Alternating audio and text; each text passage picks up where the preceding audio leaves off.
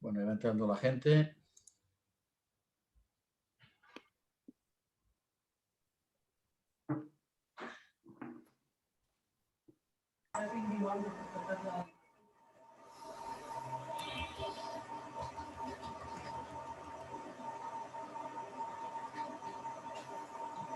Hola, buenas tardes a todos. Hola, buenas tardes.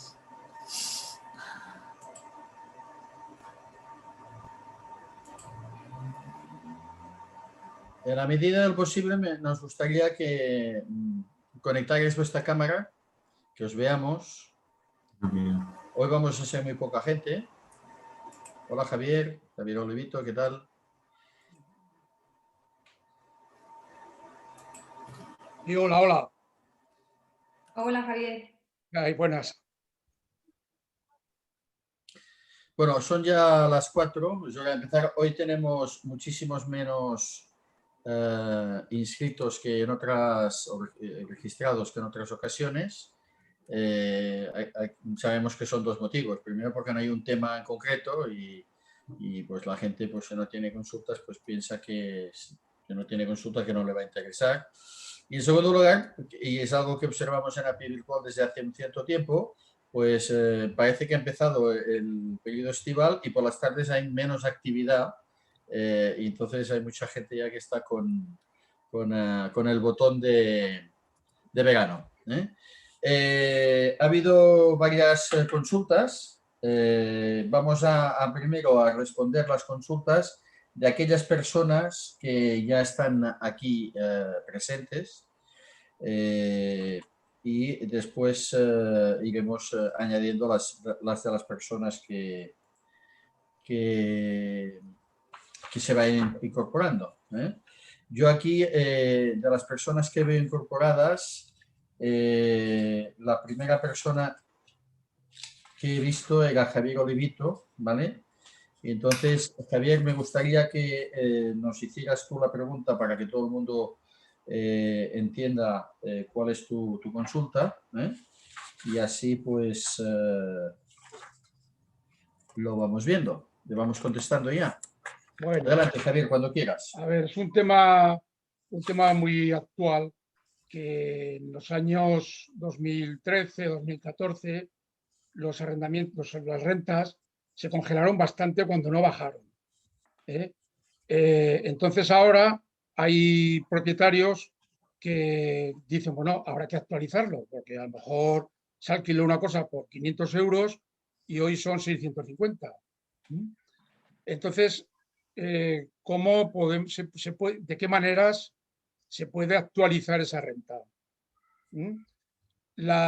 Teniendo en cuenta que creo que no hay retroactividad, o sea, no se le podría reclamar lo del año tal, el año cual, pues entonces tengo entendido que sí que se podría acumular el IPC. ¿Me oye? Sí, perfectamente. Vale. Perfectamente. Lo que he enviado, he puesto un ejemplo, alguien que, bueno, siempre hablamos, cuidado, de contratos bajo la legislación de 2013, régimen de 2013, que es cuando cambió la LAU y cuando, como estamos hablando, en esa época, pues hubo un parón y una bajada incluso de precios de rentas. Entonces, ahora hay que actualizarlo. Bien, primera cuestión, se podría actualizar con contratos en los que también se pactó que la renta se actualizaría por el IPC. O sea, no se dejó libre la actualización. Entonces, la primera es lo que estaba comentando. ¿Se puede acumular el IPC? Si, por ejemplo, el 2000, creo que he puesto en el ejemplo, uno que se firmó en 2014, pues el IPC de 2015 fue X, el 2016 tal, 2017 tal, 2018 tal, 2019 tal. ¿Se puede acumular esos IPCs? No sé si me explico. Bueno, Sí, perfectamente. sí, Adelante, te has explicado Irene. perfectamente, Javier. Bueno, como bien dices, sí que es verdad que las rentas en el año, a partir del año 2013, por toda la crisis económica y demás, se establecieron unas rentas más bajas de alquiler de lo normal. Y por tanto, hoy día sí que es cierto que existen contratos de arrendamiento que están en vigor con una renta más baja que la que existe actualmente en el mercado, y por tanto, claro, esos arrendadores, esos propietarios, su intención es subir la renta, al menos para que esas rentas se encuentren al precio de mercado de la zona, ¿no? Donde Perdona, si me permites un inciso, hay que decir que por ende los arrendatarios no se han movido y esos contratos se encuentran en tácita reconducción normalmente, ¿eh? Exactamente, y más si es de 2013. Bueno, para que los demás, porque Javier y yo sabemos de lo que estamos hablando, pero a lo mejor los demás no se dedican tanto al tema del alquiler. La ley de arrendamientos urbanos lo que establece es que la renta, cuando existe un contrato que está en vigor, la renta no se puede modificar. Lo que sí se puede es actualizar. Eso viene recogido en el artículo 18 de la LAU y se puede actualizar conforme al índice que de común acuerdo pacten las partes. Hubo varias modificaciones en la Ley de Arrendamientos Urbanos. En 2013, en junio de 2013, se estableció una modificación. Se actualizaba la renta conforme al IPC. Existiera o no existiera pacto en el contrato, tenían derecho a actualizar la renta si arrendador o arrendatario, que siempre pensamos que es el arrendador el que tiene intención de actualizar la renta, pero bueno, en muchas ocasiones puede incluso ser el arrendatario, porque la renta puede actualizarse conforme a la alta o conforme a la baja. No lo tenemos presente, pero es la realidad. Es decir, puede ser que el IPC esté negativo y por tanto salga favorable al inquilino. Por tanto, tanto arrendador como arrendatario, propietario e inquilino pueden solicitar la actualización de la renta.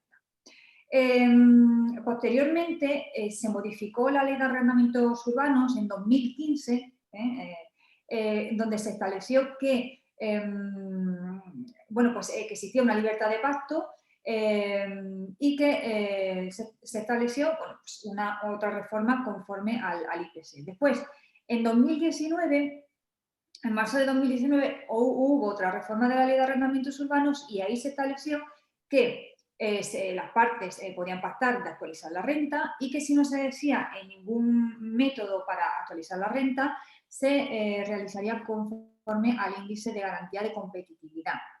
Pero sí que sería necesario, en contratos a partir de marzo de 2019, que se pactara expresamente en el contrato de que la renta podría ser actualizada. En el caso contrario, en el caso de que no se hubiese pactado, no se podría actualizar esta renta. Bueno, pues la actualización de la renta no se puede realizar con carácter retroactivo. Es decir, si el arrendador o arrendatario en un contrato que se firmó, por ejemplo, digamos, en marzo de 2014, no han actualizado la renta cuando ha finalizado el año, y ha seguido el contrato sin actualizar la renta, lo que no pueden hacer es acumular y solicitar con carácter retroactivo. Es decir, yo no he actualizado la renta, no me he encargado o no me he preocupado de actualizar la renta durante el año 2014, 2015 y 2016, pero ahora te voy a pedir la actualización de la renta en 2018 del año 2014, 2015 y 2016. Por tanto, no cabe el carácter retroactivo, no se puede ni acumular la renta ni solicitar la actualización de la renta de años anteriores si no se ha hecho así. Por tanto, Javier, no cabe actualizar la renta.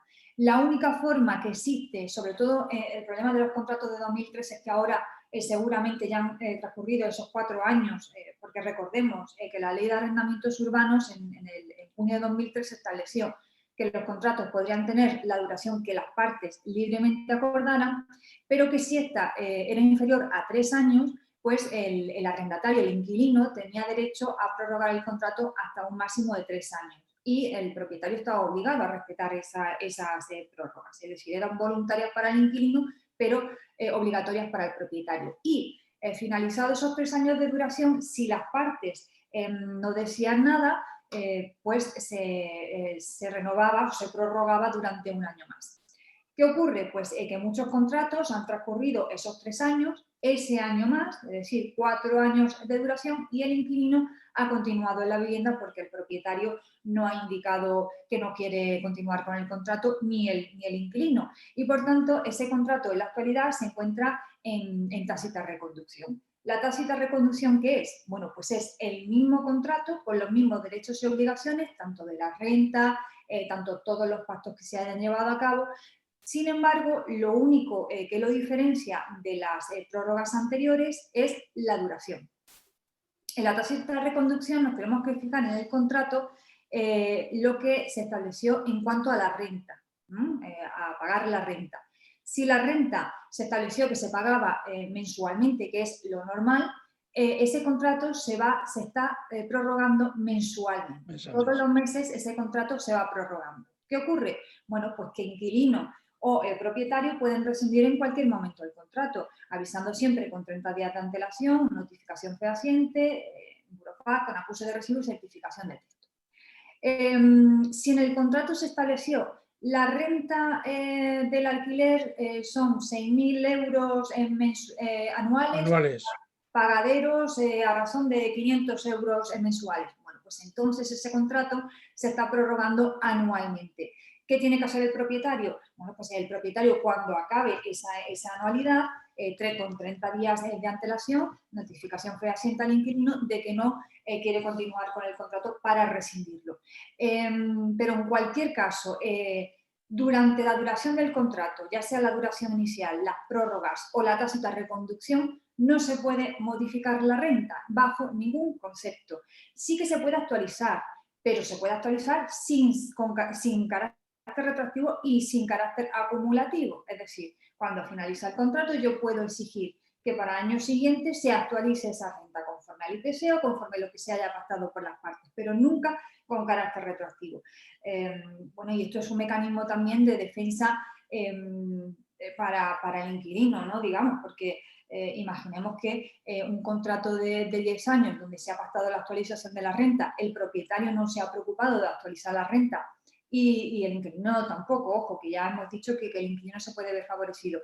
Y estamos en el año 9 de contrato y el propietario se le ocurre de actualizar todas las rentas, imaginemos que el IPC está positivo y se tiene que actualizar la renta, oye, pues sería un palo.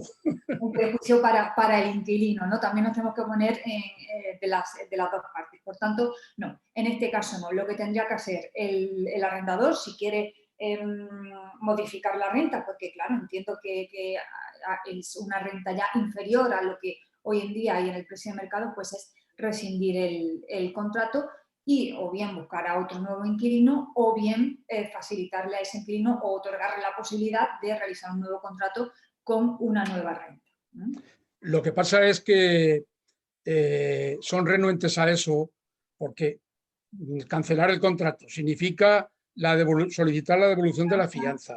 En Aragón, por ejemplo, están tardando 2 meses y más en devolver la fianza al gobierno. Un follón de miedo. Entonces, rescindes el contrato, haces la solicitud de la fianza, que pagarán cuando sea, y haces un nuevo contrato. Y se verían obligados a depositar una nueva fianza cuando no han cobrado siquiera la resolución de la anterior. Joder, pues bueno, entonces sí que se intenta, pues vamos, que habría una figura, entiendo yo, que sería un pacto entre las partes y decir, bueno, pues actualizamos la renta, la ponemos así. O sea, el propietario le dice, como te va a vencer el contrato, supongamos que es anual, yo por ejemplo hago todas anuales, te va a vencer el contrato tal día, bueno, pues una de dos, o lo rescindo y te vas, pero como estamos contentos tanto tú como yo y entiendes que la renta hoy tiene que ser X, pongamos 650, pues pactamos 650 y se hace una adenda al contrato diciendo la renta a partir de tal fecha será 650, manteniendo en vigor todos los términos del contrato. ¿Eso es factible? No, ¿No? no, Joder. no. A ver, yo entiendo lo que tú quieres decir y yo entiendo que lo más práctico y lo más fácil para ambas partes es el planteamiento que tú estás haciendo. Pero es que va en contra de la ley porque es que estás anexando, estás haciendo una adenda al contrato y ya estás modificando uno de los pactos principales, que es la renta. Y lo que dice la ley de arrendamientos urbanos es que la renta no se puede modificar. Entonces es un pacto nulo. Si el inquilino por cualquier motivo no estuviese de acuerdo y se iniciara un procedimiento judicial, el propietario tendría todas las de perder. ¿Por qué? Ya, pero estamos dejando claro que hay un pacto entre las partes porque ambos entienden que es una renta justa, ¿sabes? Que están de acuerdo. ¿Y si el inquilino dice, y si el inquilino alega de que tuvo que aceptar ese pacto Que le han forzado, sí. Porque le han forzado, porque no existe viviendas de alquiler en el mercado en esa zona y porque los precios eran muy, muy elevados y porque de un día para otro el propietario lo quería echar de la vivienda si no aceptaba esa renta? Pero entonces iría contra su propio acto de haber firmado esa adenda, ¿no? Esa actualización, pero podría decir que se ha visto coaccionado. Es más, no puede el propietario, si yo fuese propietario, mi recomendación es que no someta no te prorrogo el contrato si no aumentamos la renta, porque en realidad está condicionando al inquilino. Y eso a ojos de un juez... No sé, eso está claro, sí. Pero claro, es una pena porque frustra una relación correcta entre uno y otro, que ha sido pacífica, que sigue así, que puede seguir siendo pacífica, y se ven inmersos en tener que cancelar el contrato, no recuperar la fianza hasta X y hacer un nuevo contrato, nueva fianza y toda la película. Es una pena, ¿eh? Sí, porque además en la ley de 2013 no dice que la renta será la que libremente pacten las partes. La renta será la que libremente acuerde las partes. Pero perdón, la actualización. Pero la actualización no. No.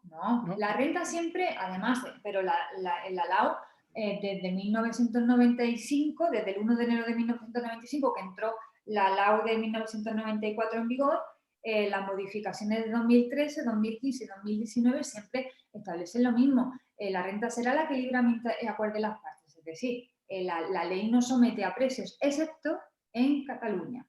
Pero en el resto, por ahora, en el resto de España, por ahora, no existe un límite de precios. O sea, que las partes pueden establecer la renta que quieran. Sí, eso está claro. Sí. Pero una vez establecida en el contrato, no se puede modificar libremente. Es tan sencillo como imaginemos que se hace un contrato de una duración de 2 años por una renta de 500 euros mensuales y al año dice el propietario, oye, pues que te subo la renta y te la subo a 700 euros. Eso no podría ser, por eso la ley lo prohíbe, que la renta será la que libremente acuerde las partes, pero el contrato no se puede modificar, la renta no se puede modificar durante la vigencia del contrato. Actualizar, sí, vale. Sí. Muy bien, pues bueno, pues esa será mi perorata. Bueno, vale, muchísimas gracias. Gracias. A ti, Javier, como siempre. Carmina Reche lo que comenta es que ella lo que intenta que se haga siempre un nuevo contrato. Pero ya es lo que ha mencionado antes Javier, que a veces pues, no se puede por motivos los que sean. Bien, otra de las personas que está presente es Alfons Castellón. Alfons, por favor, si nos gustaría que hicieras la pregunta a viva voz, la tenemos escrita, pero nos gustaría escucharla.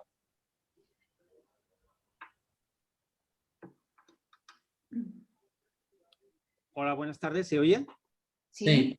¿Puedes conectar la cámara o no? No la puedo conectar. Si no me funciona ahora bien. Bueno, mi pregunta era un poco complicada quizás. supongamos que tenemos una casa con un terreno. Cada una tiene una hipoteca distinta y queremos hacer una agrupación. Pero a su vez, la casa está escriturado 80 metros. Y cuando van a hacer la tasación, mide 140 metros. ¿Cuál sería el proceso correcto para legalizar todo?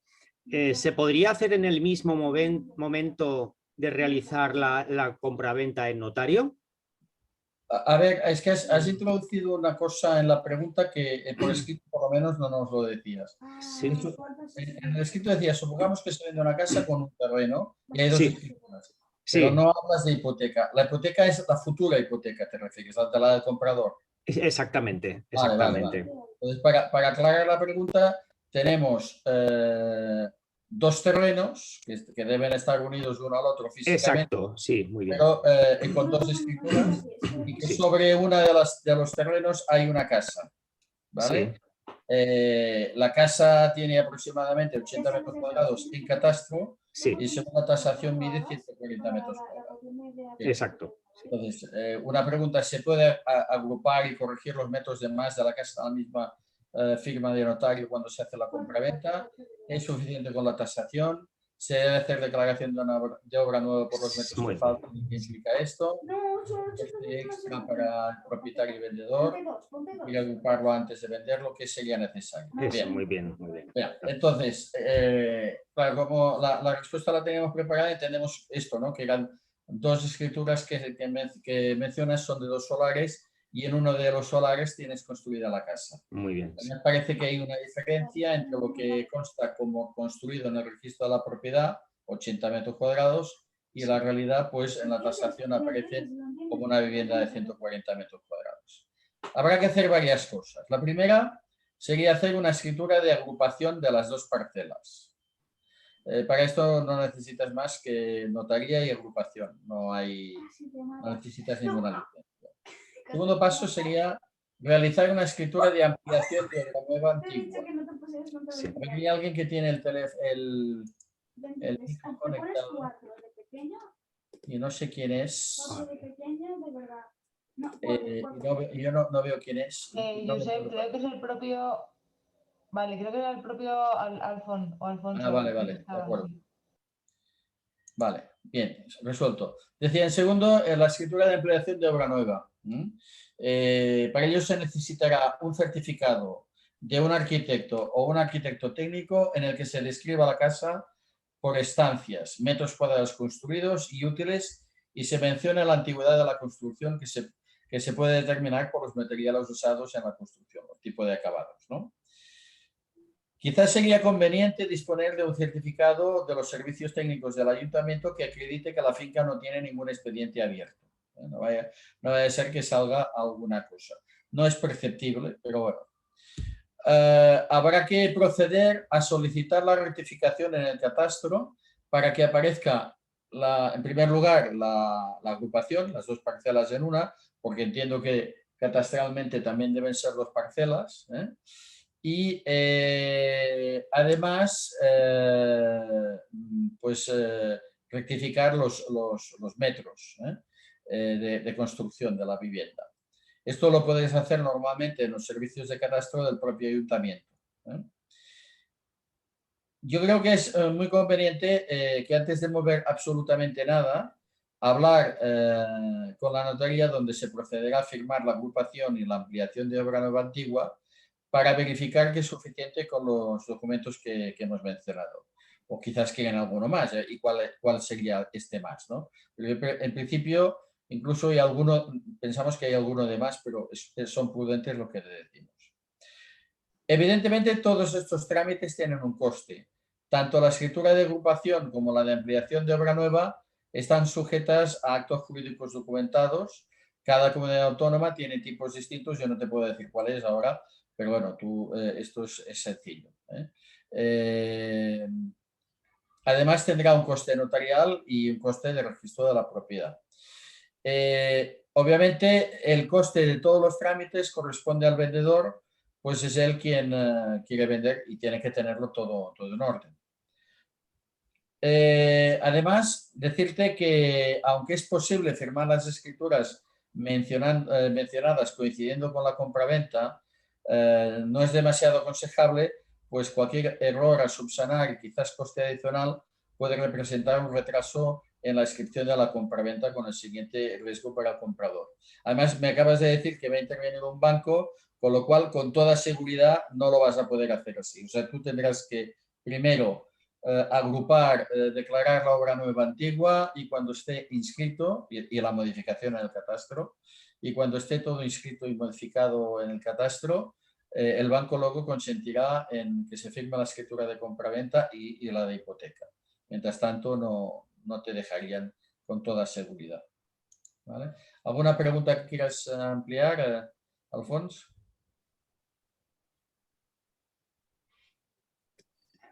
No, muchas gracias por la respuesta. Muchísimas gracias. Vale. Ha quedado claro. Bien, muy bien. Si alguien, con respecto a cada una de las preguntas que se va haciendo, quiere intervenir, adelante. No hay problema. Vale.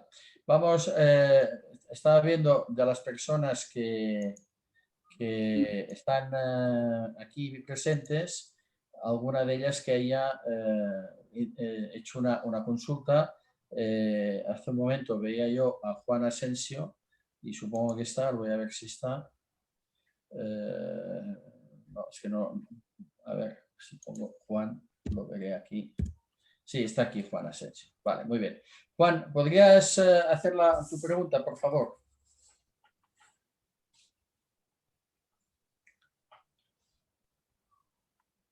Juan. ¿Tienes micro, Juan? Que igual el problema es que no tiene micro a veces. Bueno, por si acaso tuviera alguna dificultad con el micro. La consulta que hacía era la siguiente. Un amigo quiere vender su casa. La voy a buscar en pantalla porque así me es más cómodo. Es la séptima consulta. Ahí la tenemos. Un amigo quiere vender su casa rural, pero le está dando uso a la parcela que linda, que es de titularidad municipal. El pueblo es de quizás 20 vecinos censados. ¿Cómo se enfoca un planeamiento de acuerdo con las normas municipales de este ayuntamiento? ¿Se te ocurre alguna posibilidad de negociar para ceder este uso, digamos, durante unos años? Parece que el haber adecentado esta zona más habilitar zona de parking para los huéspedes, incluso pudiera ser una mejora para el entorno y para el pueblo. Bien, la respuesta es, Juan, aunque un pueblo tenga muy pocos habitantes, probablemente tiene aprobados unas normas subsidiarias que son el equivalente de un plan general de ordenación urbana. Las normas subsidiarias de planeamiento son aquellos instrumentos del planeamiento general que constituyen una forma de evitar el vacío de un urbanismo sin plan.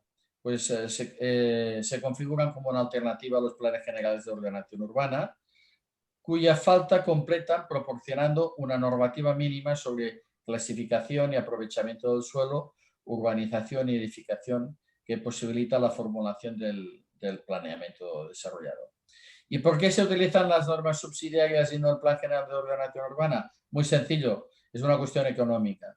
Hacer un Plan General de Ordenación Urbana es mucho más caro que redactar unas normas subsidiarias.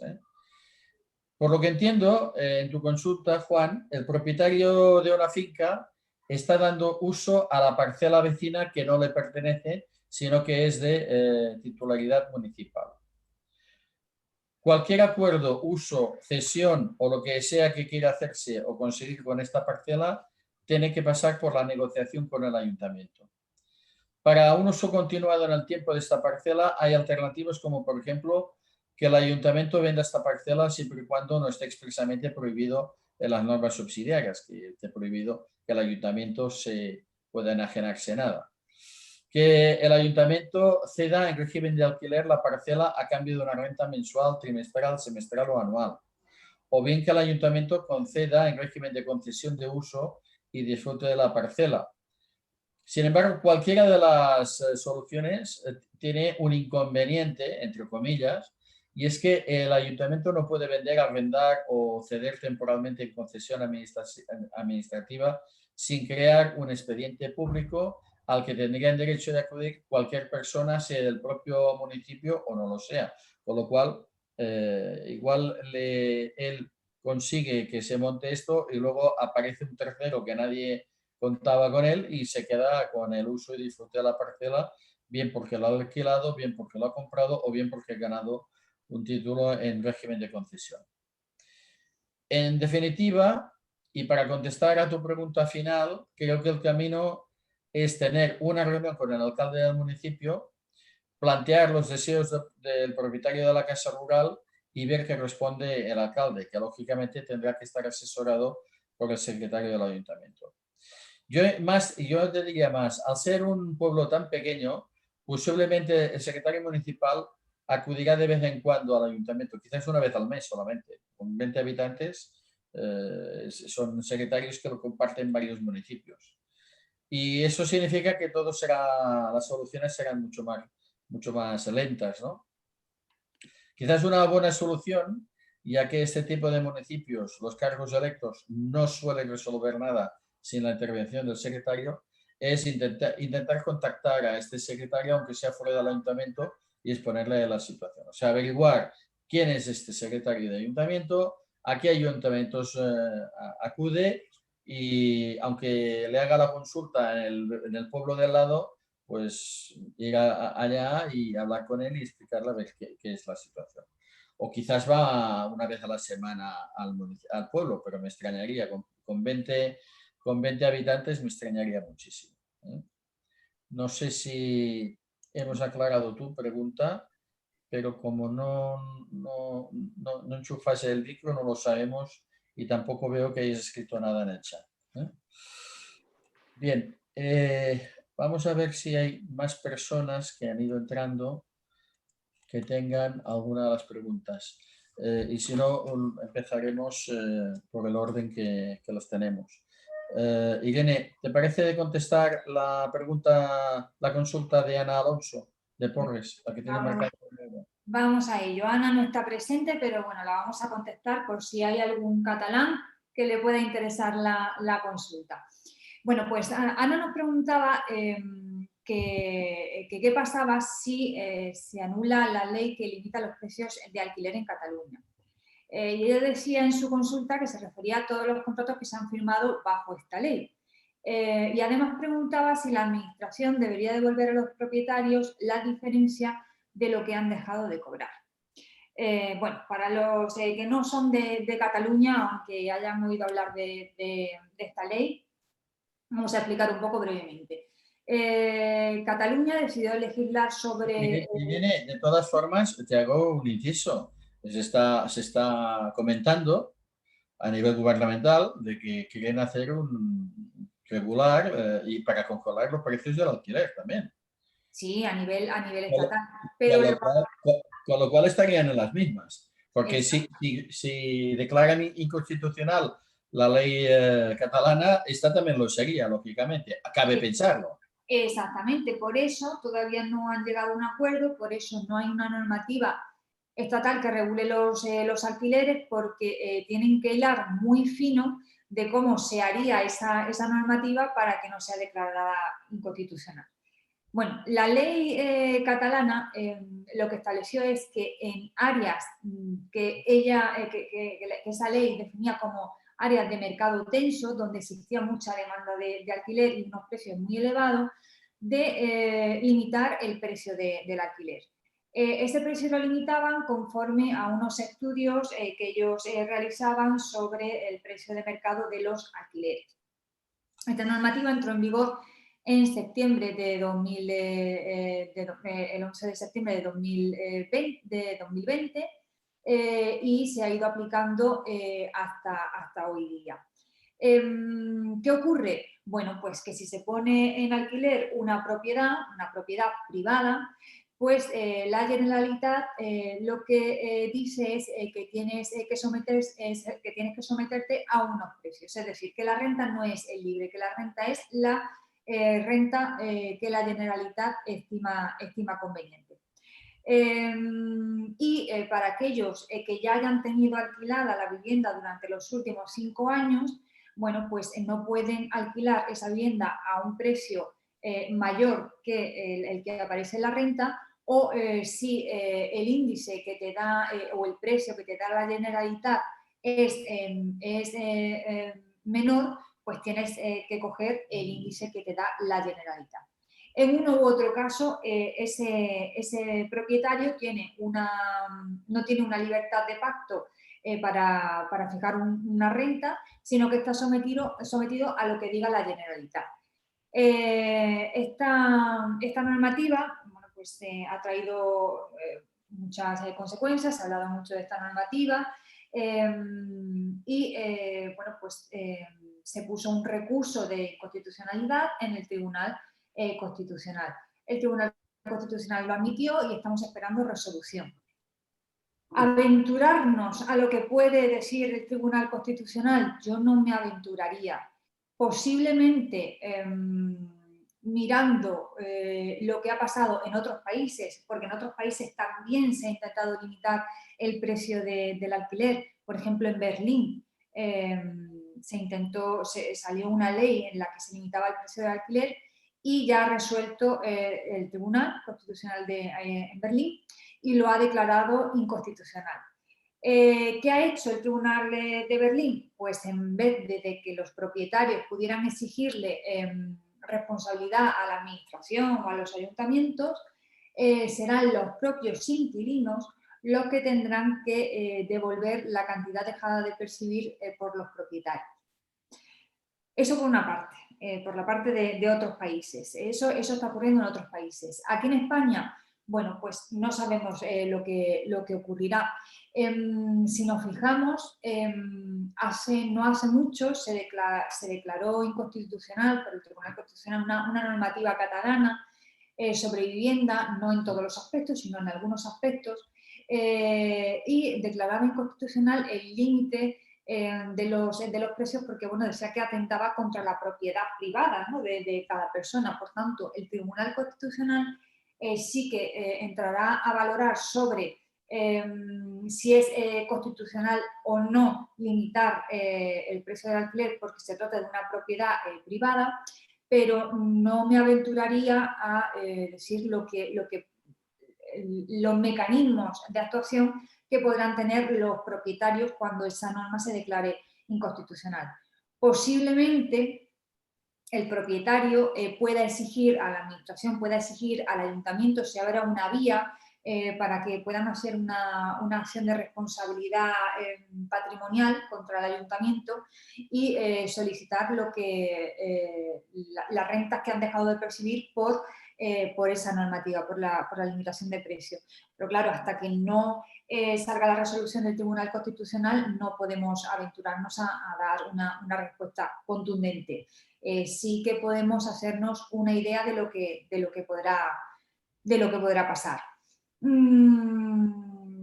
Bueno, habrá que ver lo que dice el Tribunal, que creo que próximamente se pronunciará, pero tendremos que estar a lo que diga el Tribunal Constitucional. El Tribunal Constitucional ya se ha pronunciado muchas veces en otros aspectos. Por ejemplo, tenemos el ejemplo clarísimo del impuesto de plusvalía municipal, en el que instó al legislador a cambiar la ley de haciendas locales para que no se exigiera, en el caso de que no existiera ganancia patrimonial, que no se exigiera el impuesto de plusvalía municipal, que instó al legislador para cambiarlo.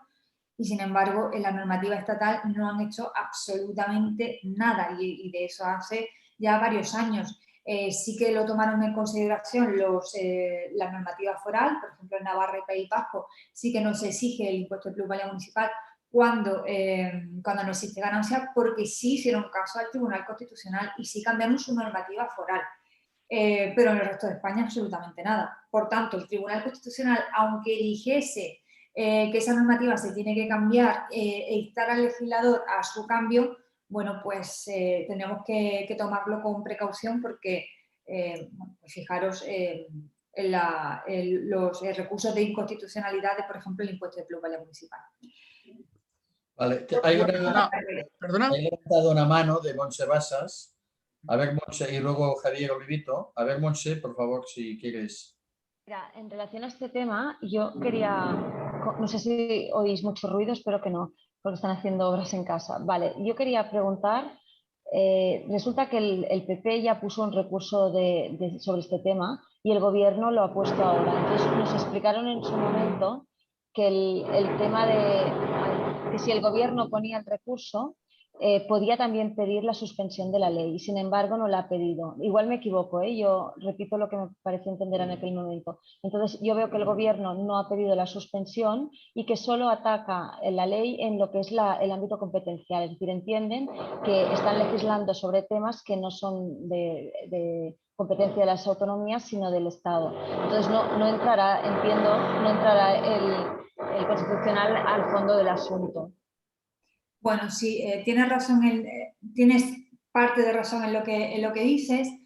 El recurso de inconstitucionalidad lo interpuso el PP junto con otro partido, uno o dos partidos más, no solo fue el PP. Pero, claro, la oposición o cualquier partido político, aunque ponga un recurso de inconstitucionalidad, no suspende la norma. El único que podría suspender la norma es el gobierno, para que nos sentamos, Pedro Sánchez.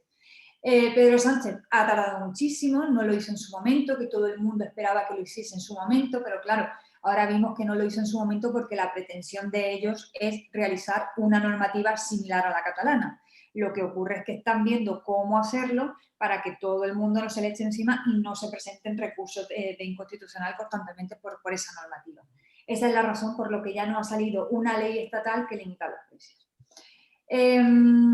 Sí que es verdad que si el gobierno instaba un recurso de inconstitucionalidad, era el único que podía paralizar esa normativa, es decir, suspender esa normativa hasta que resolviese el Tribunal Constitucional.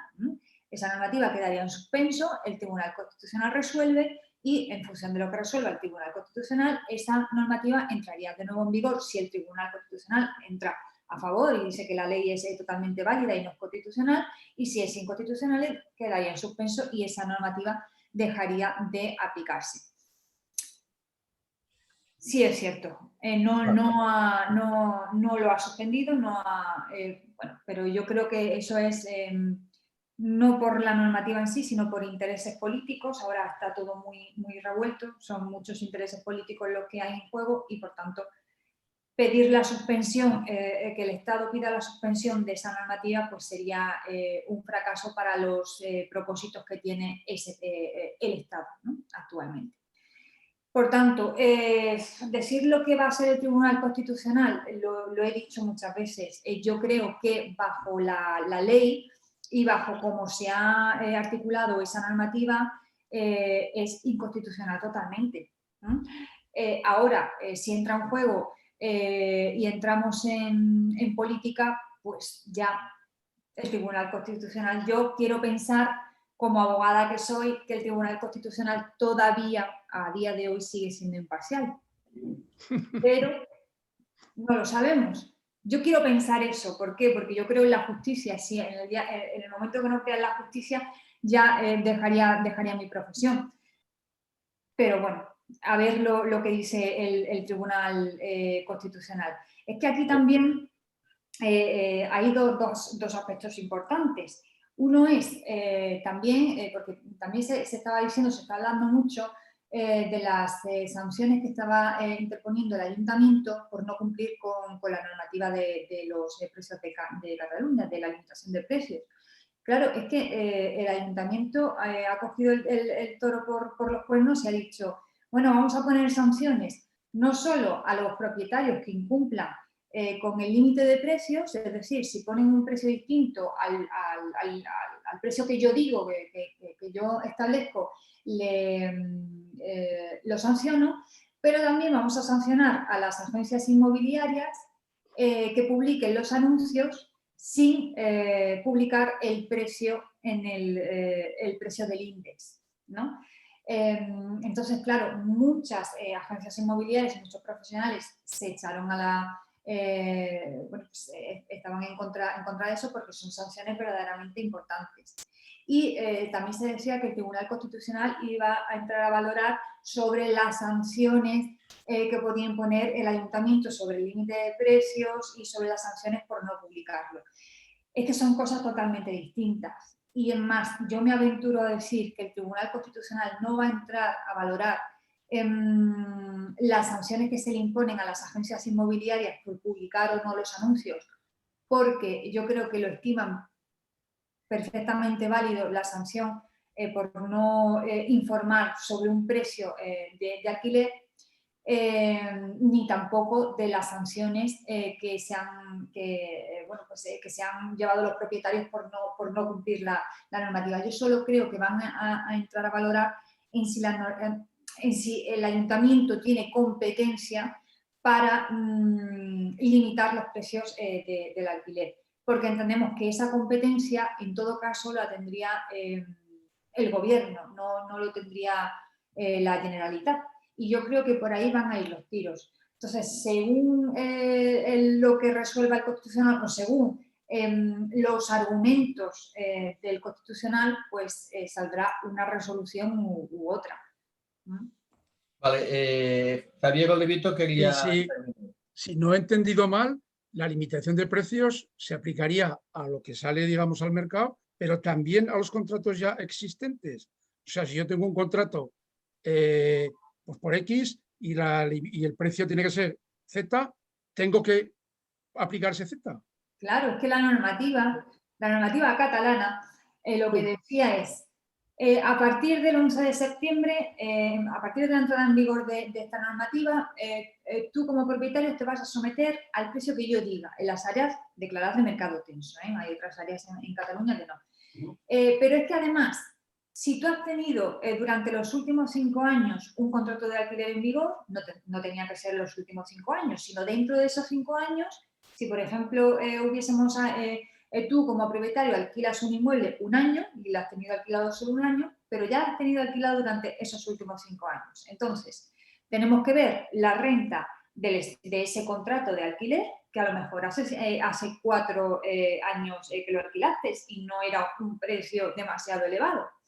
Tenemos que ver esa renta de alquiler y tenemos que ver lo que nos dice el índice de competitividad de Cataluña. Si el índice que aparece en la Generalitat es más alto que el contrato de arrendamiento, nos obliga la ley a aplicar la renta del contrato de arrendamiento de esos últimos 5 años. ¿Más alto o más bajo?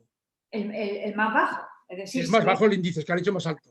No, pero si el índice es más alto, si el índice que te dice la Generalitat, por ejemplo, tenemos un contrato de alquiler, durante esos 5 años hemos hecho un contrato de alquiler de 1 año y ya después no hemos alquilado la vivienda más, pero entra dentro de esos 5 años. Y lo hemos alquilado 500 euros al mes. Y ahora la Generalitat nos dice que para esa vivienda el índice máximo de renta que se puede estipular en el contrato son 600 euros mensuales. Pues tenemos que coger la más baja, es decir, la del contrato de alquiler, 500 euros. Si por Bien, ejemplo, pero la pregunta que yo hago es al revés. O sea, si yo he alquilado por 600 y me dice el índice que es 500... Tienes que coger el índice. ¿Con efecto retroactivo? Claro. O sea, joder. Claro, es que... Pero eso es un despropósito, ¿no? Claro, es que por eso... Porque, entre otras cosas, el índice ¿a qué fecha se refiere? Se referirá ahora. No pueden, o lo hacen a 5 años atrás. Claro, lo hacen es decir, no lo hacen 5 años atrás. Ellos han hecho, cuando han dictado esa normativa, han hecho una valoración del mercado de las viviendas análogas, de características análogas, que eso es impensable. Han hecho un estudio de mercado y han determinado unos precios de una determinada zona. Sin tener en cuenta, claro, características análogas, pero sin tener en cuenta el estado de una vivienda u otra. Claro. Una vivienda que se encuentra en un mismo edificio puede tener un estado y otra vivienda que se encuentra justo al lado puede tener otro estado y la están tratando exactamente igual. y siempre te van a obligar a coger el índice más bajo, no el índice más alto, sino el índice más bajo. Y bueno, pues por eso se ha causado tanto revuelo con esta normativa. Es que no tiene ni pies ni cabeza, creo yo. O sea, es que Vale. pasa un poco como las valoraciones también de los inmuebles a efectos de transmisiones, que salen disparates auténticos. Total, total. Exactamente. Vale. Otra pregunta que se nos hace voy a pasar a la pregunta 3 para ir intercalando entre Irene y yo. La pregunta es de Jorge Martín y Jorge Martín lo que pregunta es lo siguiente. Metros cuadrados piscina que se anuncian como metros construidos. Bueno, aquí hay que decir que no hay normativa con respecto a esto, no hay nada regulado, simplemente decir que hay una piscina es suficiente. En mi opinión, lo adecuado sería mencionar el largo por el ancho en la descripción, porque 10 por 5 todo el mundo puede entender lo que son 10 metros por 5 de ancho, e incluso añadir que son 50 metros cuadrados, ¿no? Porque hay gente que quizás no sabe calcular o obtener una superficie. Hay que pensar en que cualquier persona puede leer un anuncio y quizás o no caer en la fórmula tan sencilla del rectángulo, si es que es un rectángulo. Aquí también hay que decir que muchas veces las piscinas también tienen otras formas, no simplemente forma de rectángulo. Yo he visto piscinas con forma de guitarra, ¿eh? He visto piscinas con forma de corazón, de trébol, en fin, esto de riñón, que es muy típico, ¿no? Por tanto, bueno, no hay nada regulado, viene bien que se mencione, en vez de decir una piscina, cuando se dice que es una piscina y la superficie que tiene y tal, pues al redactar el documento, el anuncio, pues todo lo que abunda no daña, al contrario, sino que viene bien al anuncio. Bien. Otra consulta es la que nos hacía Luisa Domínguez, que no sé si está, pero bueno, si está aquí vamos a felicitarla porque hoy es San Luis Gonzaga. Hay mucha gente que no celebra el santo, la onomástica. Ella no sé si es de estos, pero si no, está ya felicitada. Yo leo su consulta y la va a contestar Irene. Si un cliente residente español vende un piso en España y se va a vivir al extranjero al día siguiente, o sea, a residir, por ejemplo, en Francia, ¿qué debe tener en cuenta? Bueno, en este caso, la propia pregunta lo dice, es residente español. Por tanto, esta persona sigue siendo residente en España. Se considera que es residente en España cuando pasa más de 183 días durante el año natural en territorio español, cuando radique en España su núcleo principal o su base económica, de forma directa o indirecta, o cuando residan habitualmente el cónyuge no separado legalmente y los hijos que dependan del contribuyente. Uno de esos 3 requisitos se considera que es residente en España. La normativa no establece un concepto de no residente. Por tanto, si esta persona es residente en España, firma unas escrituras de compraventa, hoy y mañana se va a vivir a Francia, esta persona sigue siendo residente en España. ¿Qué precauciones debe de tomar? Bueno, pues las precauciones que se deberían de tomar, yo siempre insisto, siendo residente o no residente en España. Es decir, el impuesto de plusvalía municipal. Sabemos que el impuesto de plusvalía municipal, sabemos que una persona, que un vendedor tiene que pagar el impuesto del incremento patrimonial en el caso de ser residente y el impuesto de plusvalía municipal. En el caso de que no fuese residente, el impuesto de no residente y el impuesto de plusvalía municipal. Pero en el caso de no ser residente, el impuesto de plusvalía municipal, el responsable subsidiario sería el comprador. Por tanto, ahí queda eso. En este caso sí es residente en España, por tanto tiene que pagar el impuesto del incremento patrimonial, no puede pagar el impuesto de no residentes, no podemos retener el 3% e ingresarlo en la hacienda pública. ¿Qué precauciones deberíamos de tomar? Bueno, pues las precauciones de retener el impuesto de plusvalía municipal, el importe del impuesto de plusvalía municipal, para el caso de que no lo pague él, pagarlo el comprador. Comprobar muy bien los recibos de IBI que no tengan recibos pendientes de pago y en el caso de que existan retener. Al igual que en la comunidad de propietarios, ya sabéis que cuando se firma la escritura de compraventa se tiene que presentar un certificado de la comunidad de propietarios firmado por el secretario y con el visto bueno del presidente, en el que conste de que no existen cuotas ordinarias sin pagar o derramas extraordinarias. En el caso de que existan o tengamos alguna duda, retener también el importe. Que presente también todos los recibos de suministro de agua, de luz, de estar pendientes y al día, porque puede que existan deudas, y en el caso de que existan deudas o de tener alguna duda, retener también ese importe. En fin, intentar retener el máximo posible todos los importes que podamos retener, para que en el caso de que esta persona mañana se vaya a Francia no nos puedan reclamar absolutamente nada a nosotros.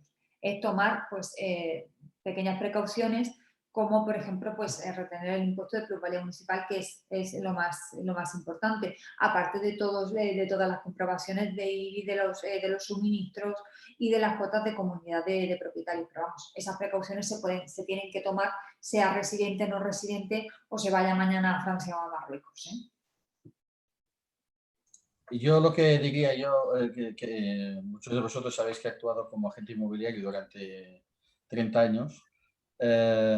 Yo trabajaba con muchísimos no residentes y yo ya tomé un buen día la magnífica decisión de proponerles, y eso ya lo hacía, ya se les explicaba en el momento de la captación, de que les íbamos a retener una provisión de fondos para hacer frente a los últimos pagos que puedan venir. Por ejemplo, un recibo de electricidad pues suele estar a caballo entre comprador y vendedor. No te suelen dar el recibo al día, y lo mismo con el suministro de agua o de gas, etcétera, ¿no?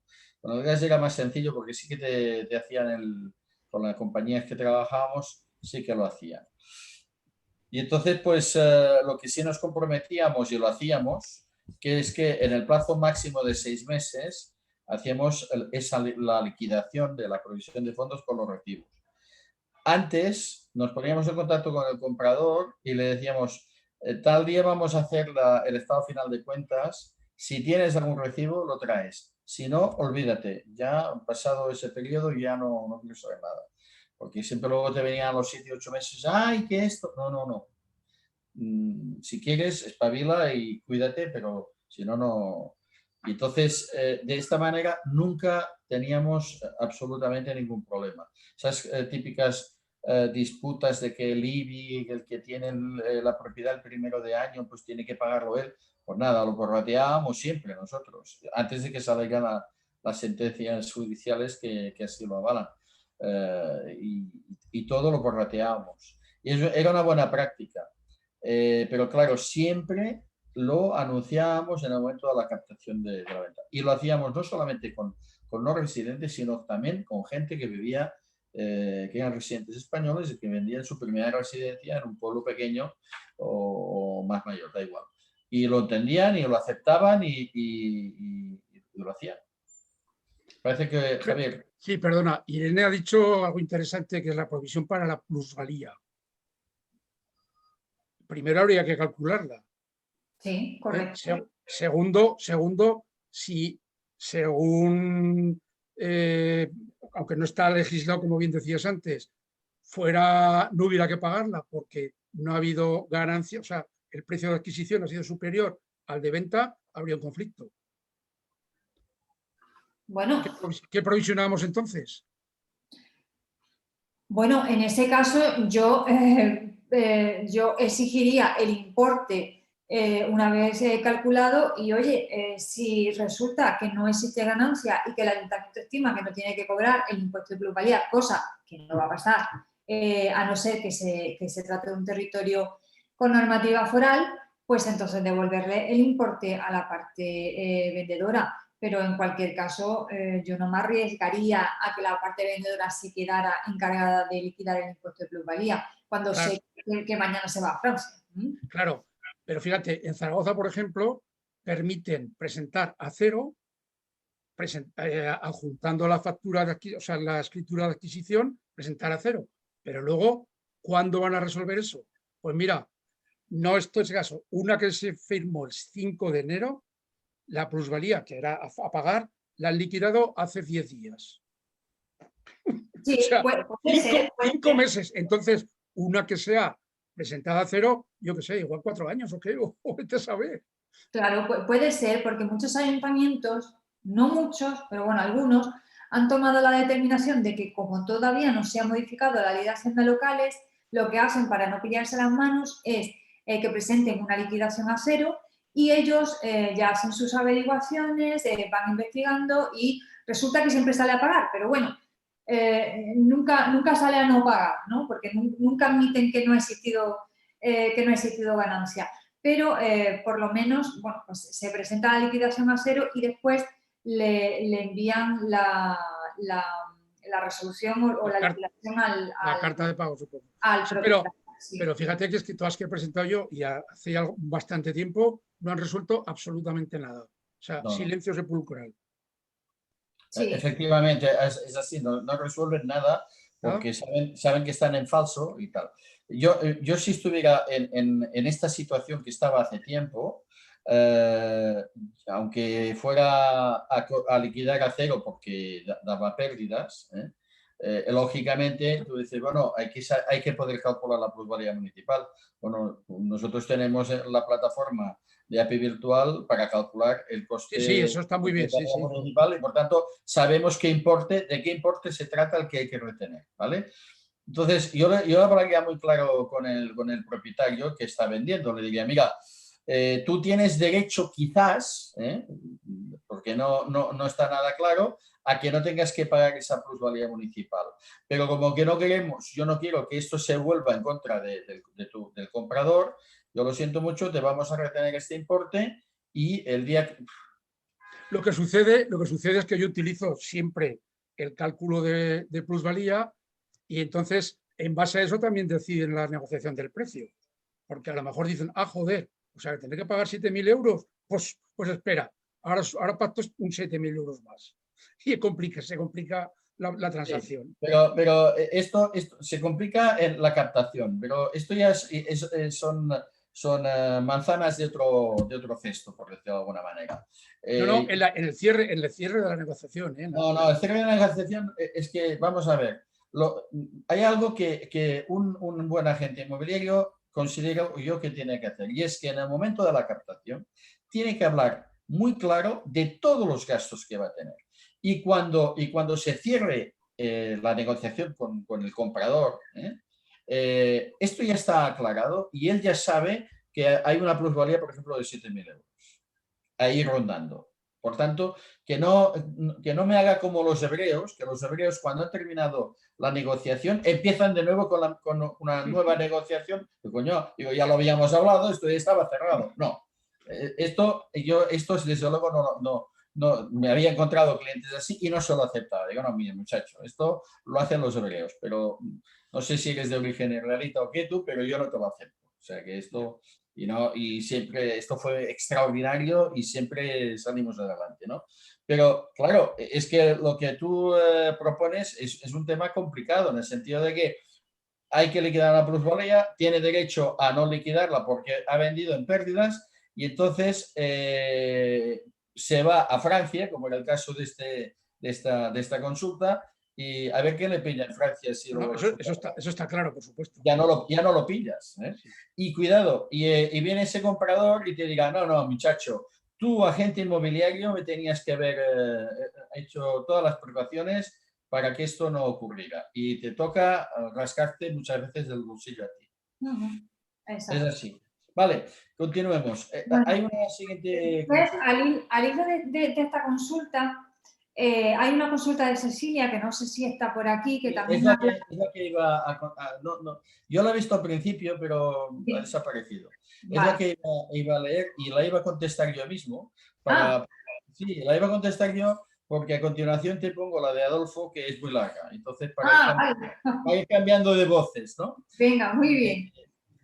Cecilia, que supongo que tú y yo sabemos que Cecilia es, o yo no estoy muy seguro, dice, tengo una venta de una propiedad en Granada en la cual los vendedores son residentes en el Reino Unido y fiscalmente tributan allí. ¿Qué pasos debo seguir para la venta de la notaría? Bien, entonces, en este caso, cuando uno residente transmite un inmueble situado en España, el comprador está obligado a practicar una retención del 3% del valor de venta e ingresarla en la hacienda pública en el plazo de un mes desde la fecha de la venta. Y hay que utilizar un modelo que ya está preparado para ello, que es el modelo 211. Dicha retención se considera un pago a cuenta del impuesto que debe pagar el no residente por la ganancia obtenida en la transmisión. Esto no es en definitiva el impuesto que tendrá que pagar, sino es un pago a cuenta.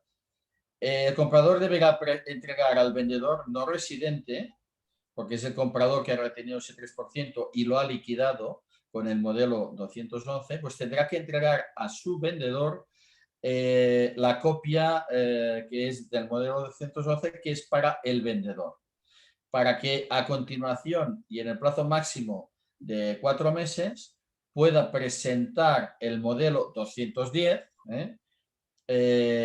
especificando cuál fue la compra, el importe, realmente cuál ha sido el impuesto, el beneficio fiscal obtenido. Sobre este beneficio fiscal obtenido, cuál ha sido o cuál es el importe a pagar de impuestos sobre incremento de patrimonio. Y entonces supongamos que la retención del 3% fue de 3.000 euros. Y supongamos que el importe a pagar es por este impuesto de 2.000 euros. Pues entonces el Tesoro Público en el año fiscal siguiente, para meterlo dentro de los presupuestos generales del Estado, le va a devolver los 1.000 euros que le retuvieron de más. Pero sí, cuidado, y para ello tendrá que acreditar que ha pagado todos los impuestos, que ha hecho la declaración de renta de los últimos 4 años, si tocara patrimonio, que no le va a tocar, porque no suele tocar, y que ha pagado el IBI de los últimos 4 años. Tiene que acreditarlo. Si no lo tiene pagado, tiene que hacerlo, porque si no, no va a recuperar el dinero que le han retenido de más.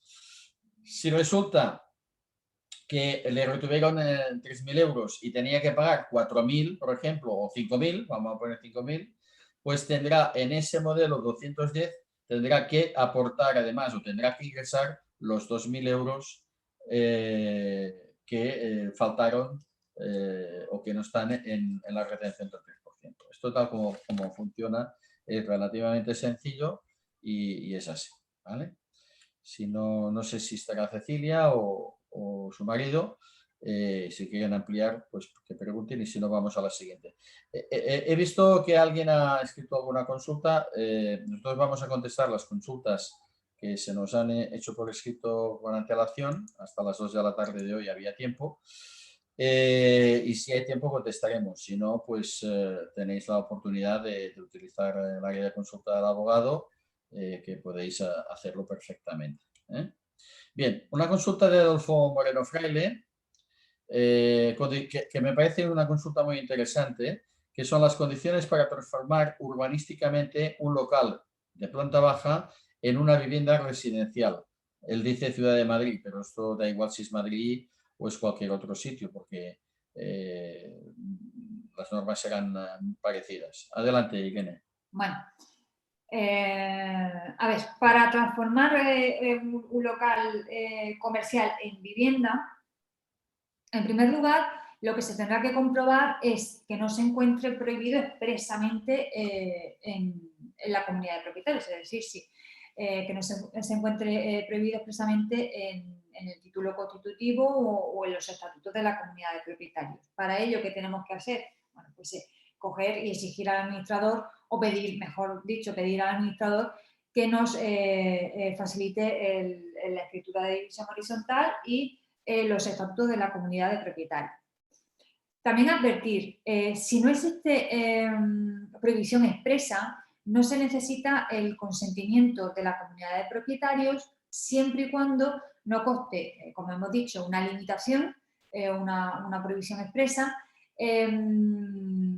de que no se modifique evidentemente el título constitutivo, que no se altere ningún elemento de los elementos comunes o no se modifiquen las cuotas de participación. Por tanto, en primer lugar, lo que tenemos que ver es que no exista una prohibición expresa en los estatutos o en la escritura de división horizontal, que si no vamos a modificar o elementos comunes o las cuotas de participación, no será necesario el consentimiento de la comunidad de propietarios, por tanto, la comunidad de propietarios no puede prohibir ese cambio de uso, pero al mismo tiempo que miramos si existe o no prohibición de la comunidad de propietarios, también tenemos que verificar la normativa urbanística del municipio donde se encuentra el inmueble. ¿Por qué? Bueno, pues por la sencilla razón que normalmente, generalmente, la normativa urbanística de cada municipio se establece algún tipo de limitación.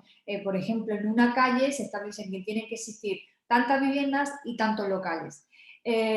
O una prohibición expresa de que las plantas bajas no se destinen a viviendas, sino que simplemente se destinen a locales. Y por tanto, existiendo esa prohibición en la normativa urbanística, no podríamos realizar el cambio de uso.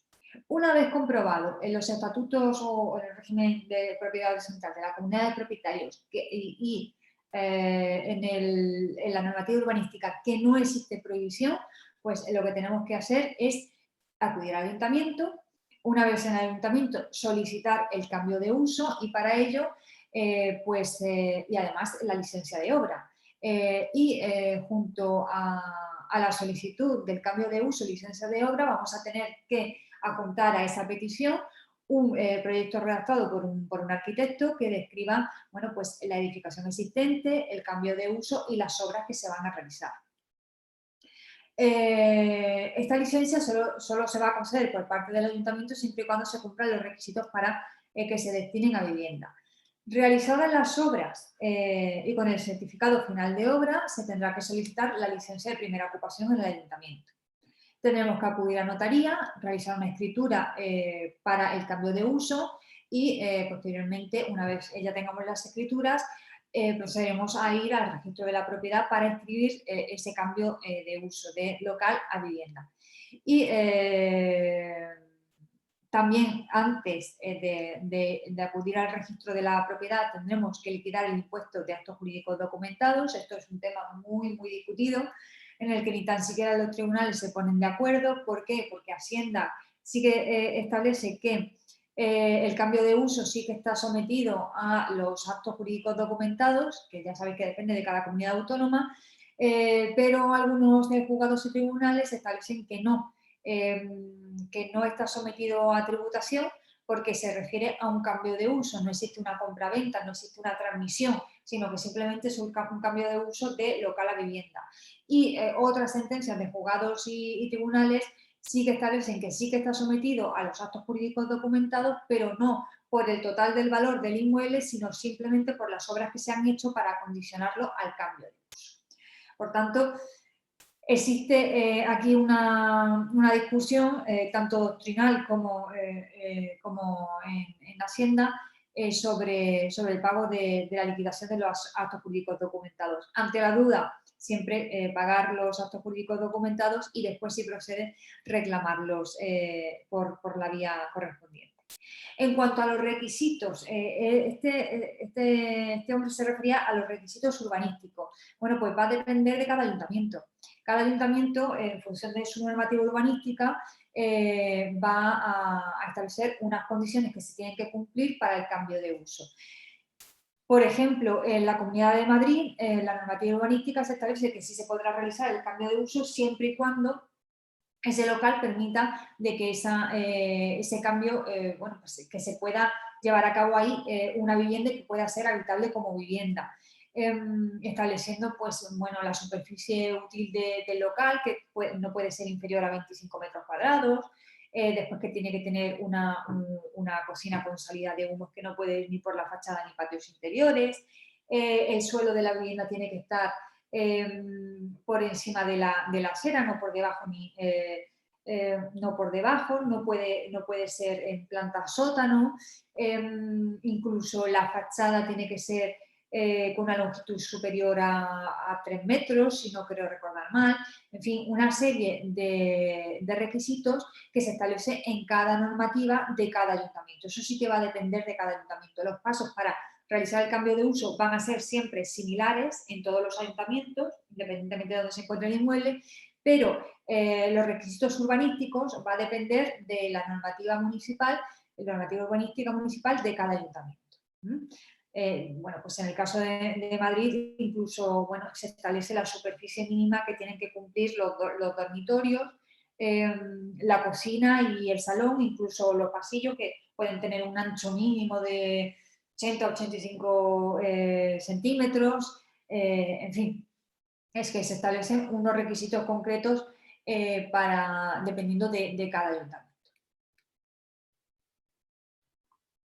Muy bien, no sé si alguien quiere intervenir sobre esto. Esto es un tema, el de cambio de uso de locales a viviendas, que cada vez será más presente porque por razones obvias los locales de los bajos de los edificios se van cerrando y son necesarios menos locales. Entonces necesitamos una transformación y ahora ya es, en algunos sitios incluso llega a ser urgente. Bien, vamos a una siguiente consulta. Voy a ir a la consulta que ha hecho Virginia, que es un poco ciencia ficción en realidad, porque pregunta en qué consiste el proyecto de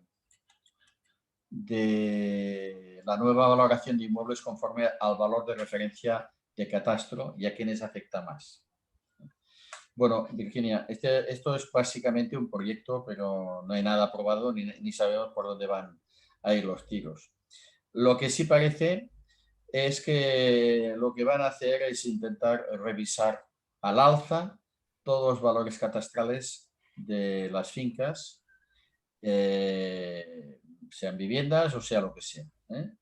La consecuencia directa es que subirán todos los impuestos dependientes de esto, como son, por ejemplo, el primero, el IBI. Además, otro es la plusvalía municipal, porque se calcula la plusvalía municipal a partir del valor del suelo, como que habrá aumentará lógicamente la plusvalía municipal, a menos que los ayuntamientos no rectifiquen coeficientes y bajen los coeficientes. Pero en principio, lo que está claro es que subirá. Y también va a subir el resultado, sabéis que se calcula, que lo ha mencionado Javier Olivito hace un rato, el valor mínimo a declarar, que es en una escritura, en todos los casos, o prácticamente todos los casos, se calcula a partir del valor catastral aplicando un coeficiente corrector, ¿no?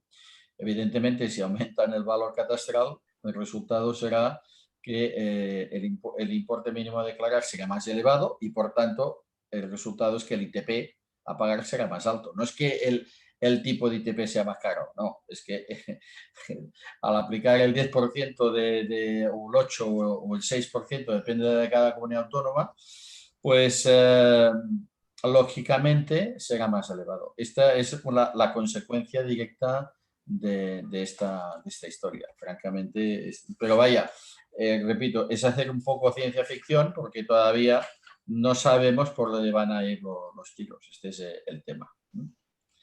Vale. Otra pregunta era la consulta de Marta Arrese, que siempre se habla de las notas de encargo para la compraventa y le gustaría saber qué requisitos y datos debe contener una nota de encargo para el alquiler. Bueno, pues una nota de encargo de alquiler debe de contener los mismos requisitos y los mismos datos que si de una nota de encargo de venta se tratase. Es decir, los datos básicos fundamentales y que deben de aparecer en toda nota de encargo, ya sea tanto de venta como de alquiler, serían la fecha de inicio y la fecha de finalización de ese mandato. Esto es importante, se puede pactar una prórroga de ese mandato, sí, se puede prorrogar ese mandato, cuidado con ir prorrogando tácitamente ese contrato, si se le tiene que dar la posibilidad a esa persona, al propietario, al que realiza el mandato, el encargo, de poder desistir de ese contrato cuando finalice la prórroga, es decir, que quede bastante claro, y además no es aconsejable, bajo mi punto de vista, no es aconsejable establecer prórrogas tácitas sin denuncia expresa entre las partes porque no sirve de nada. Lo correcto sería establecer una fecha, por ejemplo 6 meses, y a los 6 meses volver a hablar con el propietario y firmar un nuevo mandato si las partes están de acuerdo.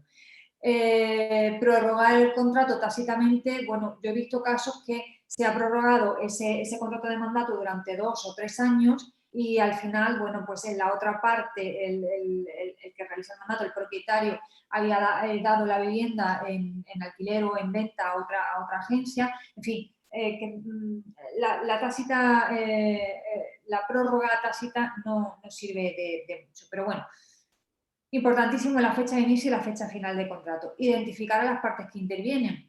Bueno, pues el nombre y apellido, si actúa en nombre y representación de otra persona, imaginemos que esa persona actúa a favor de una mercantil, pues todos los datos de la mercantil, la escritura donde se constituye esa mercantil, los datos en el registro mercantil de esa sociedad y además los datos de quien actúa en nombre de esa mercantil.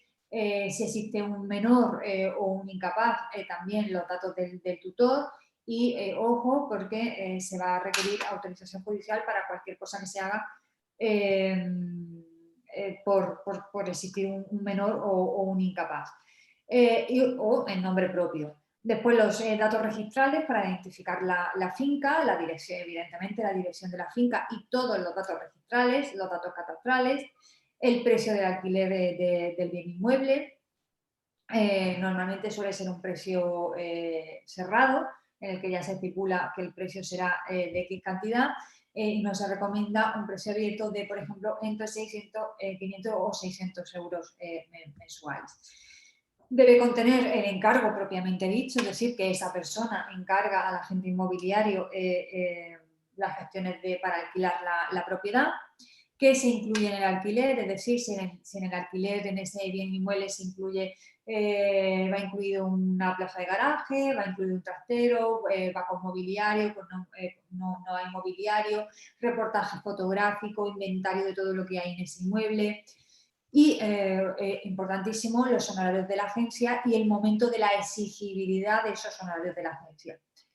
Y también, bueno, pues se podrá pactar en esa nota de encargo que sea el agente inmobiliario el que actúe como depositario de esa reserva, de si se hace una reserva para el contrato de alquiler, pues que pueda actuar el agente inmobiliario como depositario. Eso es lo que debe de contener una nota de encargo, ya sea de venta o de alquiler. Esas premisas son fundamentales. Perdona, creo que te has dejado en el precio en la renta, si está incluido los gastos de comunidad y seguramente incluso el IBI.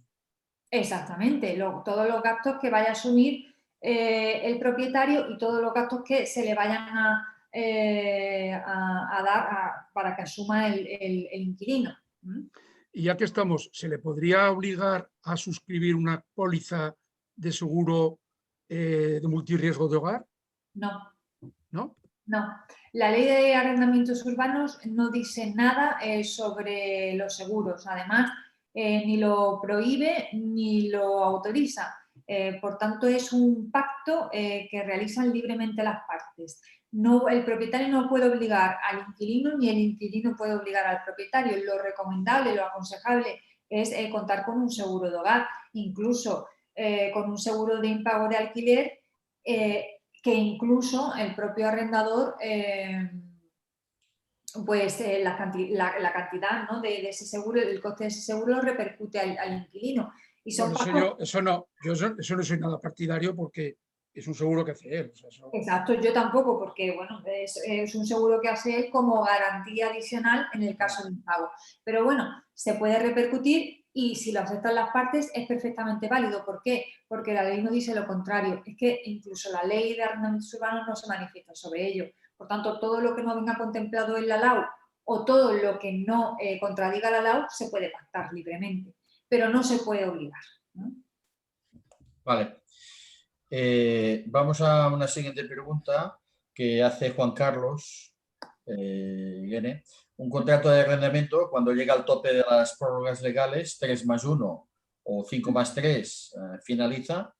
¿Se puede seguir renovando este mismo contrato o se ha extinguido?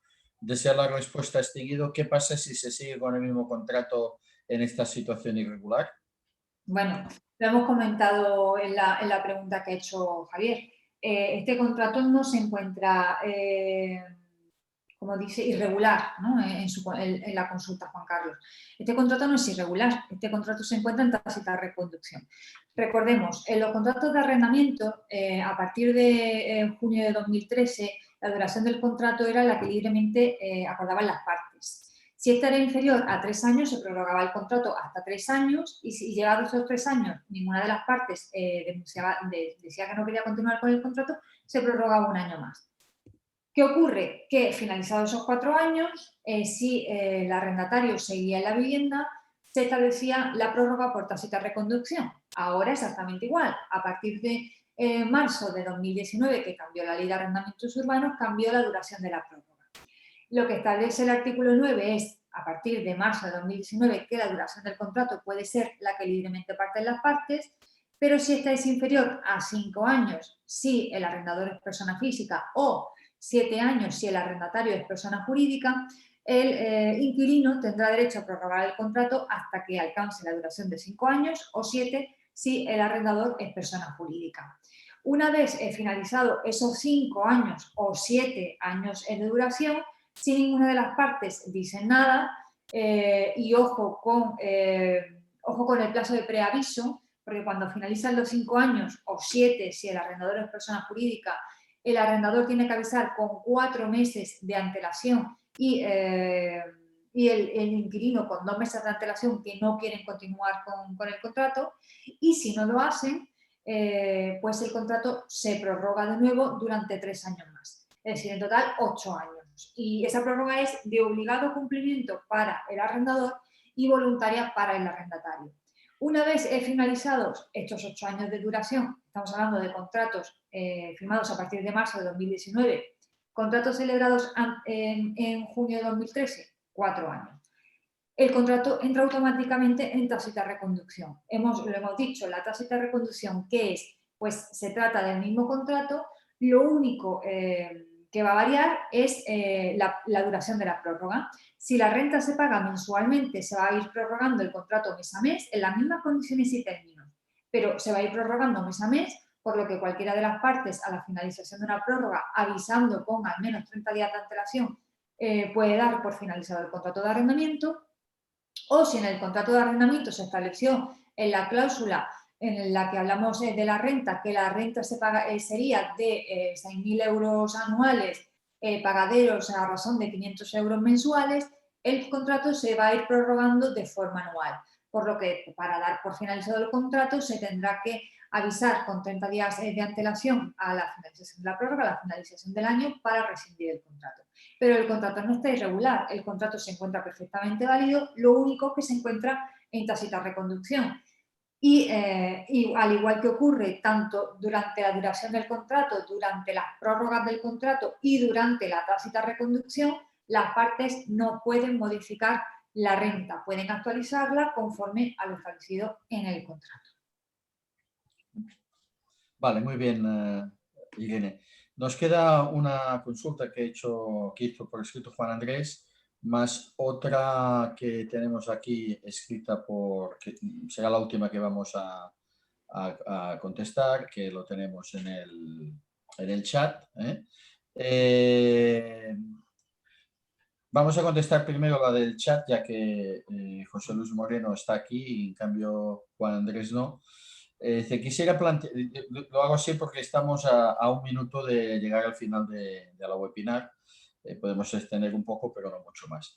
Quisiera plantear una pregunta. 4 herederos ya tienen comprador para su casa, pero están preparando la nueva escritura en donde aparecerán los herederos como propietarios. ¿Es posible hacer arras antes de que esta nueva escritura esté inscrita en el registro?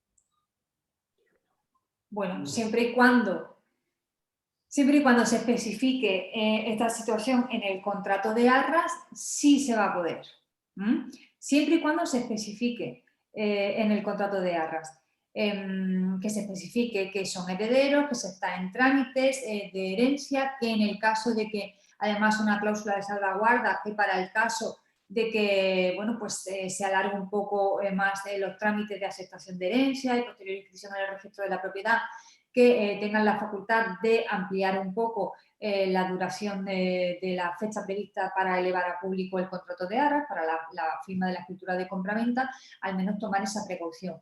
Y además aquí es muy importante como agente inmobiliario que toméis la precaución de que los 4 herederos están seguros de vender el inmueble.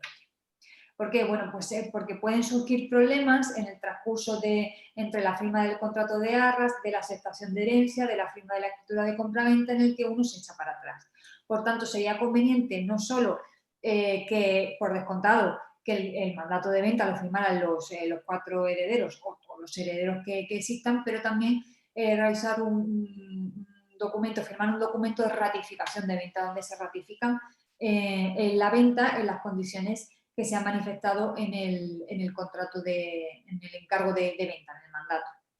Pero siempre y cuando se especifique con claridad y se pongan cláusulas de salvaguarda, bueno, pues para tampoco pillar los dedos a los herederos, que muchas veces se retrasa un poco la firma de la aceptación de herencia y todo el procedimiento de la inscripción y demás, sí, no existe ningún tipo de inconveniente. Sí, yo lo que añadiría es que, lo digo por aquellos agentes inmobiliarios que no lo hacen, que todavía son muchos, que cuando se les haga un encargo de venta, soliciten inmediatamente la nota de registro para verificar lo que ocurre. Porque es frecuente, es que me ha venido un poco a colación porque el otro día se nos hizo una consulta a través del área de consulta al abogado, en la que una persona, un agente inmobiliario, decía el abogado no ha hecho su trabajo y ahora resulta que no está ni aceptada ni inscrita lógicamente la escritura de aceptación de herencia. Se le contestó prudentemente, pero yo digo, la agente inmobiliaria no hizo su trabajo, porque cuando se hizo firmó el mandato de venta con esos clientes, tenía que haber solicitado una nota de registro y se habría enterado de que quienes firmaban el mandato de venta no eran los propietarios en el registro de la propiedad. Y entonces no le pasaría ese dolor de barriga que le está pasando ahora, que la semana que viene tiene que firmar la escritura, perdón, esta semana tiene que firmar la escritura de compra-venta y no podrá firmarla, lógicamente, porque no se ha hecho los trámites. No es que el abogado no hiciera su trabajo, seguramente el abogado no lo hizo, pero esta persona, esta agente inmobiliaria tampoco. Por eso es muy aconsejable. Y esto se hace por ahorrar los 3 euros si se va presencialmente a pedir una nota o los 9,09 más IVA que si se pide telemáticamente. También se puede pedir a través de API virtual. Es que es un consejo básico, que en este tipo de cosas hay que hacerlas siempre. Es que no sé si venderé. Pues si no sabes si vender, ¿por qué está en abierto? Pues porque captas en abierto, capta en exclusiva, que así más o menos te vas a asegurar el cobrar el dinero. Es que aquí, bueno, aquí entraríamos en otra dinámica, se captan propiedades que no están a precio, entonces, bueno, esas cosas que a veces se hacen tan mal. Bien, vamos a hacer responder la última consulta, que es de Juan Andrés. Me parece que será Juan Andrés Bravo. Dice, luego expliquéis qué conceptos se toman para el porcentaje del COVID en las tasaciones de viviendas ya que varía mucho de un porcentaje a otro en el valor final. Voy a compartir pantalla porque yo sé a lo que se refiere. A ver si lo encuentro, porque siempre pasa lo mismo, que cuando quiero buscar algo, a ver, no es esto, Dios mío, siempre pasa lo mismo. Dejo de compartir, busco, lo tenía abierto, os lo aseguro, lo tengo abierto, pero esos misterios del compartir que a veces ocurren. Aquí lo tengo. Sí, ahora lo tengo, vale. Bien, esta es la herramienta de valoración y aquí, para los que no están habituados, pues se ponen toda una serie de datos. Aquí pues hemos puesto una dirección que era Avenida Meridiana 133, ya que él desde Barcelona pues, lo habíamos puesto. 250 metros de radio, aquí hay una serie de testigos. Para que veáis, fijaros cuántos testigos hay en Barcelona y no estoy cogiendo toda el área de Barcelona, muchísimo menos. El tipo de propiedad, los metros, aquí no hemos puesto ni porche, ni piscinas privadas, ni terrazas, de poca calidad, de una eficiencia energética F, una reforma del año 2000, estado de conservación normal. Esos son 4 nos, está en la primera planta en un edificio de 8 plantas y el único elemento comunitario que tiene, además de la escalera, es el ascensor comunitario. Bien. El precio de repercusión del suelo por metro cuadrado construido, 1.669,08 euros metro cuadrado. Y aquí hay, que es la pregunta que él hace, el coeficiente COVID. El coeficiente COVID nosotros lo pusimos cuando saltó el estado de alarma porque no sabíamos exactamente qué repercusión tendría la enfermedad en las valoraciones. A lo largo del tiempo sí que hemos visto que aquellas propiedades que tienen terraza o un patio, un jardín, etcétera, son más buscadas que aquellas propiedades que solo tienen ventanas, ¿no? Entonces, se decía, si, aquí normalmente está en cero, está en blanco, perdón, y si yo quisiera valorar esto, no me saldría un error. Ahora olvidaros de lo que estáis viendo, hay un error porque tengo el coeficiente COVID en blanco. Si no afecta en nada, si pensáis que, porque vosotros entendéis que el mercado no le afecta, el estado de alarma no le afecta ni la enfermedad a esa propiedad, le ponéis un 1 porque cualquier resultado multiplicado por 1 da el mismo resultado. 100 por 1 son 100, 200 por 1 son 200, ¿no? Bien, sin embargo, ahora esta es la valoración 334.959 porque le he puesto el coeficiente 1. Muy bien. Ahora imaginaros que este piso tiene una terraza muy atractiva y bueno, y seguramente se puede valorar un poco más. Pues yo le valoro un 5%, por tanto multiplico por 1,05, ¿no? Y cuando aplico aquí al botón de enviar, me sale que el valor son 351.707 euros, ¿vale? O bien resulta que no tiene ni terrazas, ni balcones, ni nada, y eso pues cuesta vender. Pues yo le voy a poner, por ejemplo, un 0,96, que es como poner una rebaja del 4%. Y le doy a enviar y me va a bajar el precio un 4% del que teníamos inicialmente. Hay gente que me dice, es que me da 0. Claro, que te da 0, porque si yo pongo 0, como he dicho, cualquier cantidad multiplicada por 1 sería la misma cantidad, pero multiplicado por 0 da 0. ¿No? ¿Es que me da el doble? Porque le pones el 2, que es el máximo que te permite. O sea, aquí hay que saber jugar para entender un poco el precio como es. Entonces, esos pequeños matices, vamos a poner algo 1,15, que es un 1,5% más, y veréis cómo se aproxima al precio, le he puesto un 15% más, perdonadme. Si le pongo 1,05, va a bajar el precio lógicamente, pero no hace más que esto. no hace más que esto, que seáis vosotros capaces. Mira, vamos, que tenemos que hacerlo bien, porque si no lo hacemos bien. Vamos a poner 1 y con 1 tenemos 334. Quiero aumentar un poco el precio porque pienso que si no arrastra a las anteriores cifras. Le voy a aumentar un 5%, le aplico pues y me sale 351.000 porque le he aplicado un 5%, ¿vale? No hace más que esto. Bien. No sé si hay alguna pregunta. No, no veo nada que se haya añadido. Vamos a dejarlo aquí, son las 5:39. Tenemos previsto terminar a las 5:30. Nos vamos a dar ya un respiro hasta después del verano. A partir de octubre empezaríamos una nueva serie con algún cambio. Y bien, espero que haya sido de interés para vosotros. Gracias por vuestra asistencia y hasta pronto. Gracias por asistir. Gracias. Gracias, Monse. José Luis Esposito pide palabra. Habla, José Luis. Pero pon la cámara, por favor. No, nada, era únicamente un aplauso. Sí, nada, gracias a vosotros. Gracias, José Luis.